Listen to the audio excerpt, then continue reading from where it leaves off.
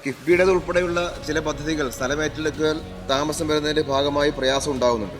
Sir, ഈ കാലതാമസം ഒഴിവാക്കാൻ 2013 കേന്ദ്ര നിയമത്തിന്റെ ഉള്ളിൽ നിന്നുകൊണ്ട് നെഗോഷ്യബിൾ പർച്ചേസ് മുഖേന ഭൂമി ഏറ്റെടുക്കാൻ ആവശ്യമായി നിയമനിർമ്മാണത്തിലേക്ക് ഗവൺമെന്റ് ആലോചിക്കുമോ? LAR 2013 വന്നപ്പോഴുള്ള ഒരു പ്രശ്നം നെഗോഷ്യബിൾ പർച്ചേസ് പല വിധത്തിലുള്ള കാരണങ്ങളാൽ തടയപ്പെട്ടിരിക്കുകയാണ്. സാർ, ഒരു വകുപ്പുണ്ട് 108.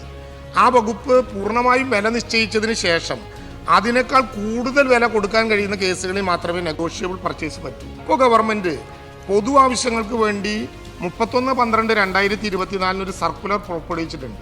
സാർ, ഇതനുസരിച്ച് ഭൂവുടമകൾ സമ്മതിക്കുന്ന പക്ഷം മതിയായ ഭൂരേഖകൾ ലഭ്യമാണെങ്കിൽ നെഗോഷിയേഷൻ മുഖേന സെയിൽ ഡീഡ് മുഖേന ഭൂമി മേടിക്കാനുള്ള നടപടിക്രമങ്ങൾ ആയിട്ടുണ്ട്. പക്ഷേ ഇതുകൊണ്ട് തീരില്ല. സാർ, നിലവിലുള്ള നിയമപ്രകാരം നെഗോഷ്യബിൾ പർച്ചേസ് വഴി ഭൂമി ഏറ്റെടുക്കാൻ കഴിയില്ല എന്ന് ഹൈക്കോടതിയുടെ ഡിവിഷൻ ബെഞ്ച് പറഞ്ഞിട്ടുള്ളത്. നമ്മുടെ ഗവൺമെൻറ് ആലോചിക്കുന്നത് തെലുങ്കാന, കർണാടക, തമിഴ്നാട് എന്നീ സംസ്ഥാനങ്ങളിൽ കൊണ്ടുവന്ന നിയമത്തിൻ്റെ മാതൃകയിൽ കേരളത്തിലും നെഗോഷ്യബിൾ പർച്ചേസിന് വേണ്ടി ഒരു നിയമനിർമ്മാണം നടത്തുന്ന കാര്യം കേരളം ശ്രമം ആരംഭിച്ചിരിക്കുകയാണ്.